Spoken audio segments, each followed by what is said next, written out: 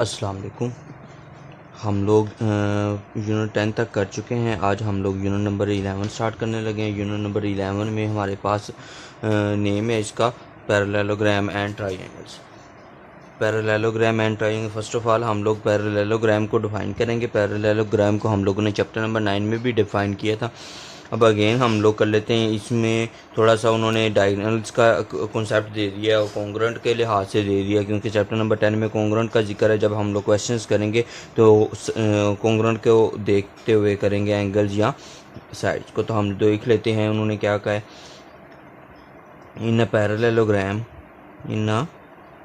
Parallelogram एक हमारे पास अगर कोई पैरेललोग्राम हो तो उसमें क्या होगा, ऑपोजिट एंगल जो होंगे उसके कॉन्ग्रुएंट होंगे, ऑपोजिट साइड्स कॉन्ग्रुएंट होगी और ऑपोजिट साइड्स आर कॉन्ग्रुएंट। पहला पॉइंट लिख लेना है। दूसरा पॉइंट ये है कि ऑपोजिट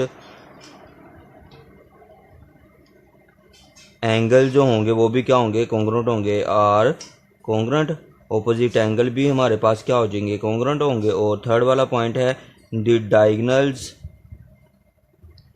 अगर हम उनके डायगोनल्स ड्रा करें, the diagonals bisect each other. उन्होंने बोला है कि उसके जो बाइसेक्ट डायगोनल्स होंगे वो एक दूसरे को क्या करेंगे, बाइसेक्ट करेंगे। अगर हम ये पैरेललोग्राम बनाएं तो हमारे पास ये पैरेललोग्राम बन जाती है। ठीक है, मैं बना देता हूँ। ये आगे हमारे पास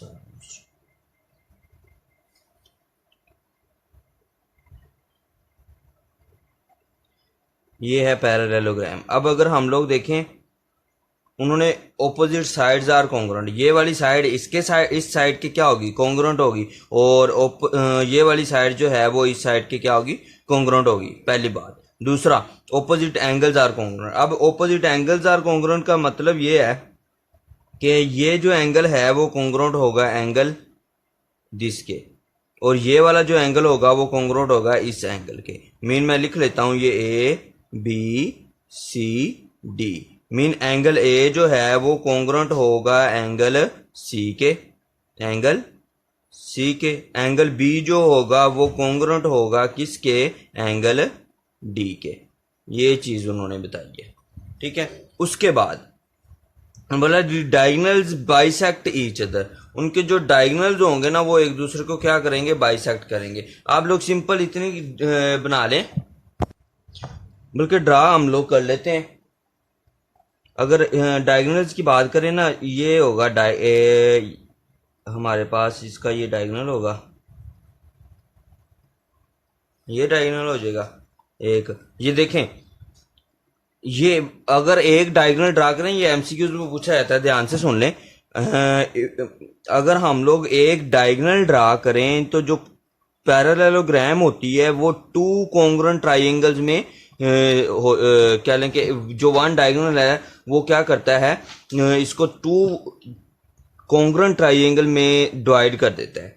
देखें जरा, एक ये ट्राइंगल बन गई है, एक ये ट्राइंगल बन गई है। अगर हम लोग वन डायगोनल ड्रा करें तो हमारे पास टू कॉन्ग्रुएंट ट्राइंगल्स बन जाती हैं जो पैरेललोग्राम की। ठीक है, अगर हम दूसरा एंगल ड्रा कर दूसरा डायगोनल ड्रा करते हैं तो वो एक दूसरे को बाइसेक्ट करेगा। बाइसेक्ट मीन ये मिलके गुजरेगा।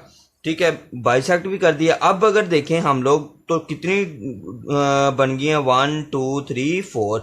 तो 4 हमारे पास ट्राइंगल बन गई है। अगर हम लोग इतनी को देखें, सिर्फ ये एक ट्राइंगल है, फिर इतनी को देखें सिर्फ हम लोग, ये भी एक ट्राइंगल है, इसको हम लोग देखते हैं ये भी एक ट्राइंगल है, और इसको हम लोग देखते हैं ये भी एक क्या है, ट्राइंगल है। तो अगर हम वन डायगोनल ड्रा करते हैं तो हमारे पास टू, वो क्या करता है, वन डायगोनल ड्रा होने से जो पैरेललोग्राम है टू कॉन्ग्रुएंट ट्राइंगल में हमारे पास डिवाइड हो जाती है। अगर हम लोग टू डायगोनल ड्रा करते हैं तो हमारे पास टोटल 4 ट्राइंगल्स बन जाती हैं, 1 2 3 4।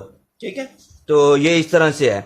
बस आप लोगों ने इतनी डेफिनेशन कर लेनी है कि, और एंगल बता देना है कि ये हमारे पास कॉन्ग्रुएंट है, और ये बाइसेक्ट डायगोनल ड्रा करें तो क्या करते हैं, बाइसेक्ट करते हैं हमारे पास। 11.1 है, 11.1 का क्वेश्चन नंबर 1 है। क्वेश्चन नंबर 1 में उन लोगों ने बोला है one angle of a parallelogram is 130। एक एंगल गिवन है कितना है वो 130 डिग्री है। किसका? पैरेललोग्राम का। उन्होंने बोला कि एक एंगल है 130 डिग्री है, find the measures of its remaining angle. इसके रिमेनिंग एंगल हम लोगों ने फाइंड करने हैं, बाकी 3 एंगल हम लोग फाइंड करेंगे। तो मैं क्या करता हूँ, एक हम लोग ना बना लेते हैं वैसे ही पैरेललोग्राम बगैर एंगल मेजर करने के, ठीक है ना। तो ये मैंने बना ली है, ये पैरेललोग्राम है। हम लेट करते हैं इसका जो एक एंगल है ना, कोई भी एंगल एक रख लेते हैं। ये थोड़ी सी ठीक नहीं बनी, ठीक है, आप लोगों ने ठीक से बना लेनी है। हम लोग कह देते हैं एक जो एंगल है वो हमारे पास क्या है 130, टोटल ये 4 एंगल है हमारे पास। हम ये कह देते हैं ये वाला जो एंगल है कोई भी रख लें, ये वाला जो एंगल है 130 डिग्री है। क्या देते हैं, ये नाम देते हैं ए बी सी डी। तो हमारे पास एंगल बी जो है वो क्या है 130 डिग्री। हम लिख लेते हैं given that solution, given that in parallelogram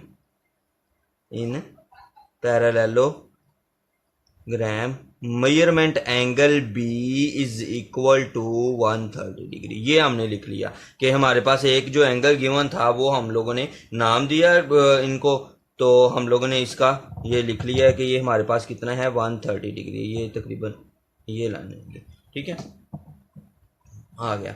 अब हम लोगों ने क्या करना है, एंगल बी ए फाइंड करना है, एंगल डी फाइंड करना है। क्या फाइंड करना है?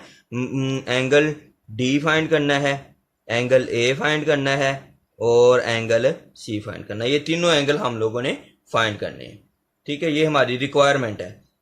अब अगर देखें हम लोग, हमने इधर बात की ये वाला जो एंगल है वो कॉन्ग्रुएंट होगा इस एंगल के। डेफिनेशन में हमने बात की ये वाला एंगल जो होगा वो कॉन्ग्रुएंट होगा इसके, मीन एंगल बी कॉन्ग्रुएंट होगा एंगल डी के, एंगल ए कॉन्ग्रुएंट होगा एंगल सी के। तो अगर एंगल बी को हम देखें, हम लोग लिखेंगे एंगल बी कॉन्ग्रुएंट है ना एंगल डी के, तो हम लोग राइट कर लेते हैं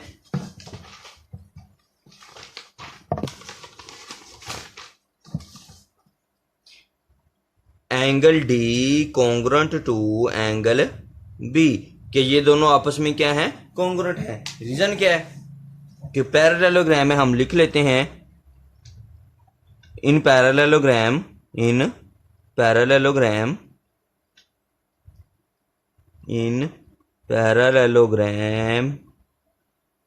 ऑपोजिट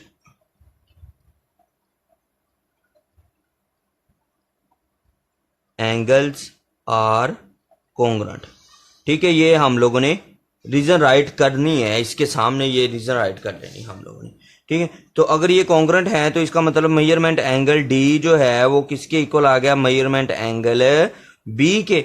और मेजरमेंट एंगल डी हम लोगों ने फाइंड करना है, मेजरमेंट एंगल बी हमें पता है वो कितना है 130 डिग्री है।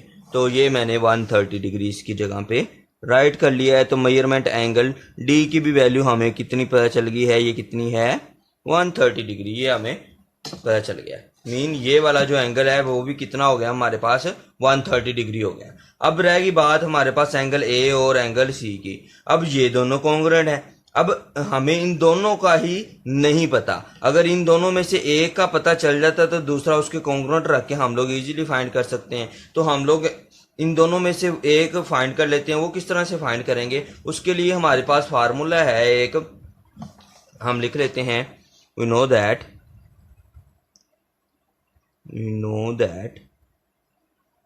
sum of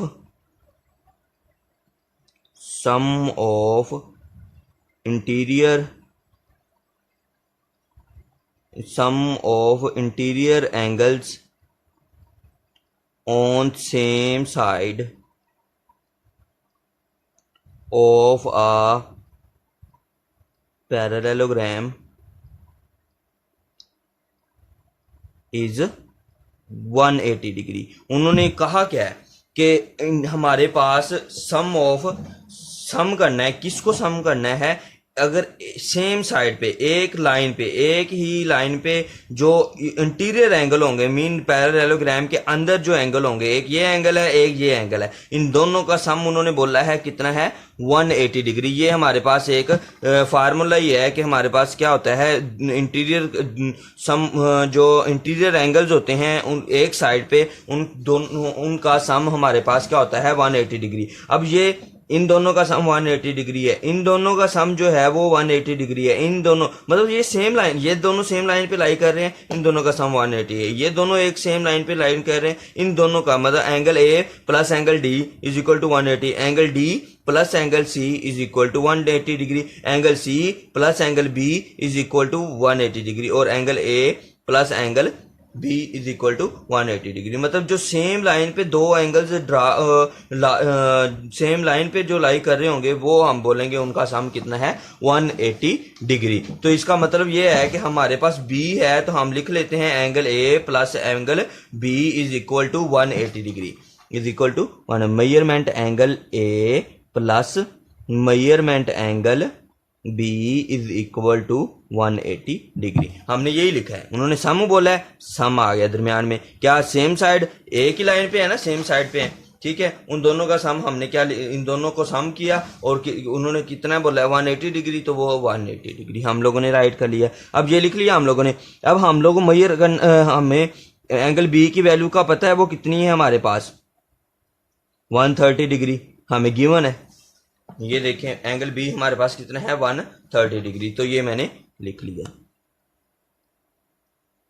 ये कितना आ गया 180 डिग्री, और measurement angle A is equal to 180 degree minus 130, ये प्लस है, इधर आगे क्या हो जाएगा minus, measurement angle A is equal to ये कितना 180 माइनस 130 कितना आ जाएगा हमारे पास 50 डिग्री, ठीक है। ये हमारे पास आ गया 50 डिग्री। अब हम एंगल ए भी आ गया, एंगल डी भी आ गया, तीसरी हमें एक और एंगल की जरूरत थी, वो कौन सा है एंगल सी, तो वो हम लोग राइट कर लेते हैं यही चीज कि एंगल जो हमारे पास है angle A is congruent to angle C, angle A congruent है एंगल सी के। रीजन क्या है, यही वाली रीजन हम उठा के इधर दोबारा लिखेंगे, क्या चीज, इन पैरेललोग्राम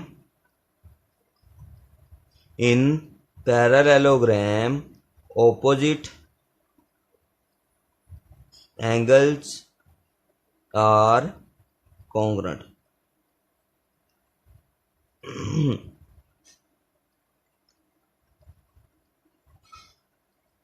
ठीक है, तो ये लिख लेते हैं। जब हम लोगों ने वैल्यू लिखनी होती तब इसको ना मेजरमेंट में लिख लेते हैं, M measurement angle A is equal to, और कॉन्ग्रुएंट की साइन को इक्वल के साइन में चेंज कर देते हैं जब हम लोग एम मेजरमेंट का वर्ड लिखते हैं। तो ये एंगल सी है, मेजरमेंट एंगल सी राइट कर लिया। अब देखें ए की वैल्यू हमें मौजूद है कितनी है 50 डिग्री, और सी हम लोगों ने फाइंड करना था, तो ये एज इट इज लिख लेते हैं। तो मेजरमेंट एंगल सी की वैल्यू हमारे पास कितनी आ गई है 50 डिग्री। तो ये हमारे पास angle A, angle B, angle C D, angle A, angle C और एंगल डी की वैल्यू आ गई। ये तीनों वैल्यूज हम लोगों ने फाइंड करनी थी, तो वो हम लोगों ने फाइंड कर लिया। अब ये हुआ है कि अगर कोई भी पैरेललोग्राम हो हमारे पास और एक एंगल हमारे पास गिवन हो, एक एंगल गिवन हो, तो हम अदर एंगल्स फाइंड कर सकते हैं। जैसे ये एंगल गिवन था, हम लोगों ने अदर एंगल्स क्या कर लिए हैं, फाइंड कर लिए हैं उसकी, ठीक है। तो इजीली हम लोगों ने क्या किया है, ये दोनों बाय डेफिनेशन ऑफ पैरेललोग्राम ये दोनों एंगल्स क्या हैं, कॉन्ग्रुएंट है, तो हम लोगों ने इन दोनों को कॉन्ग्रुएंट रख के डी वाली फाइंड कर ली। उसके बाद हम लोगों ने एक फार्मूला देखा है, ये आप लोगों ने फार्मूला है ये याद कर लेना, ये चीज़ याद कर लेनी है। क्या है कि एक ही लाइन पे दो एंगल जो हैं लाई कर रहे हैं, अगर वो पैरेललोग्राम है तो उन दोनों का सम जो होगा वो कितना है 180 डिग्री है, ठीक है। तो इन दोनों ये इंटीरियर में है, एक्सटीरियर एंगल्स में भी होता है, वो नेक्स्ट क्वेश्चन में हम लोग देखेंगे, ठीक है। तो उन दोनों को हम लोगों ने एक और रखा, बी की वैल्यू जो थी वो पुट की और हम लोगों ने ए की वैल्यू फाइंड कर ली। और एंगल ए और एंगल सी कॉन्ग्रुएंट है, कैसे, ये एंगल ए है, ये कॉन्ग्रुएंट होगा एंगल सी के, तो हम लोगों ने उसको ये राइट किया और ये लिख लिया। ये क्वेश्चन जो है अक्सर आ जाता होता है 11.1 में से, ये वाला जो क्वेश्चन है ना कभी कभी आ जाता होता है, तो इसलिए आप लोगों ने ये कर लेना है अच्छे से, क्योंकि ये बोर्ड में आ जाता है।